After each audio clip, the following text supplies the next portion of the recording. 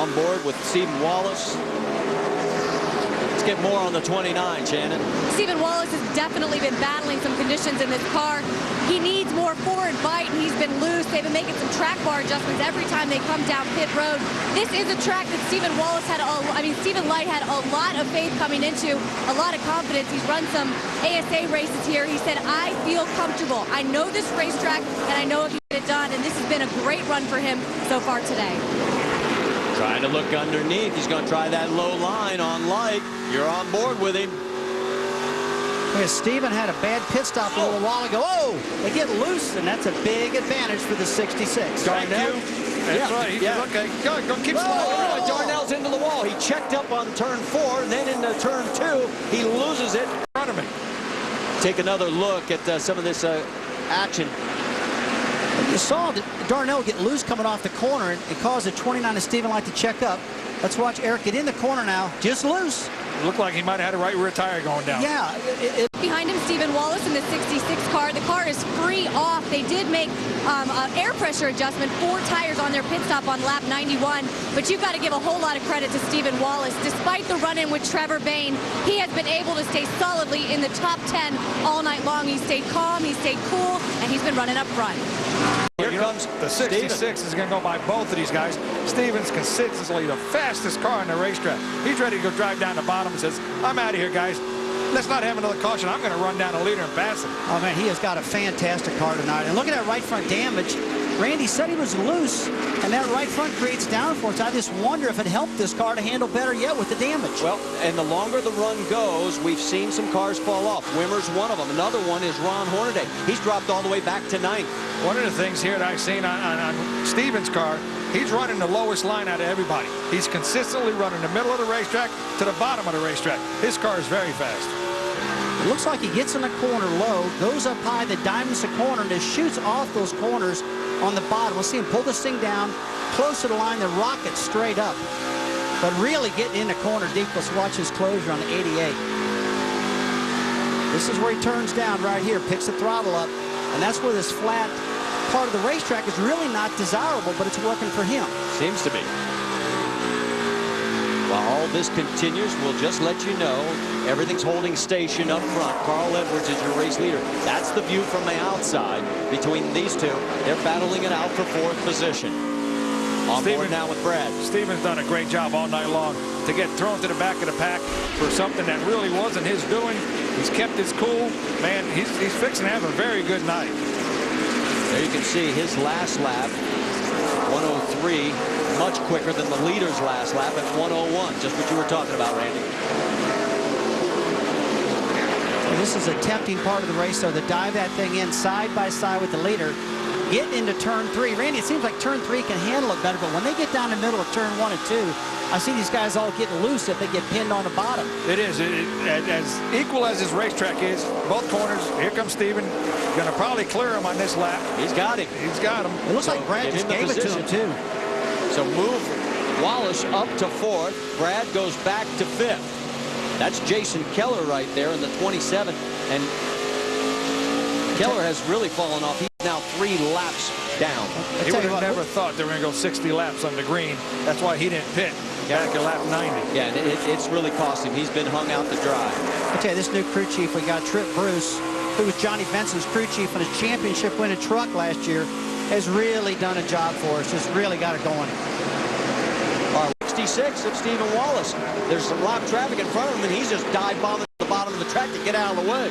Well, Stephen knows he's got the fastest car in the field, and he's just trying to get some clean track and get that baby in front. Best car he's had all year long.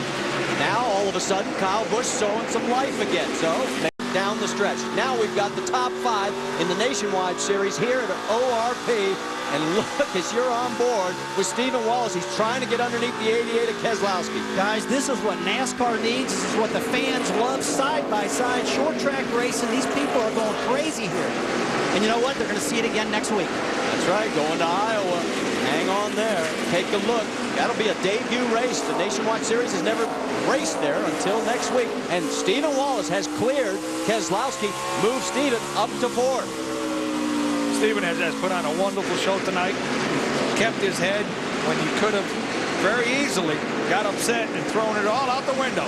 He has a great car. When you have a good race car, you have to take advantage of these nights. He's been killed on pit road, but he's still kept all the fenders on it, and he's driving up. He can get a top 2 on these things. Ken Butler, give him a tip of the hat. He got his number 23 out of the way for the 5 cars on the race lead. Take a look at Steven. He is taking a peek at the 16 of Matt Kenseth. We have 14 laps to go.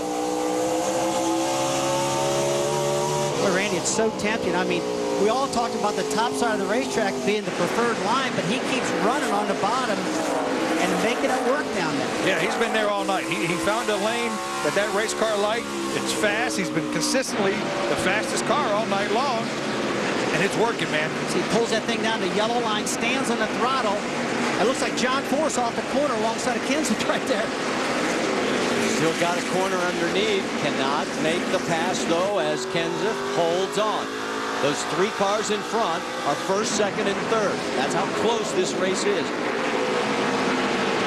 Trying to do the dive bomb move, and Matt Kenseth getting into turn 3. Get that left front down to the bottom, trying to drag race him off the corner. It's been working all night long for him.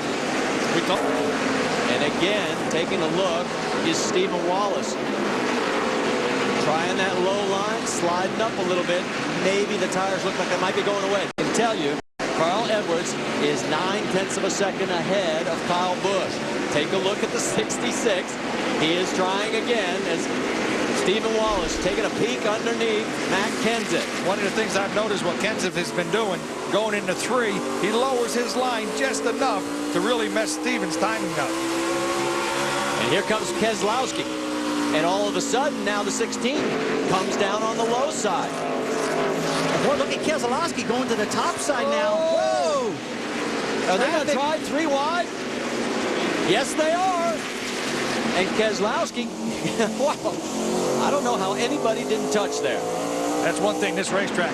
You can race all over it. And we've seen guys in the grass tonight. Real tight getting into turn 3. Unbelievable. They've got a lot of lap traffic in front of them.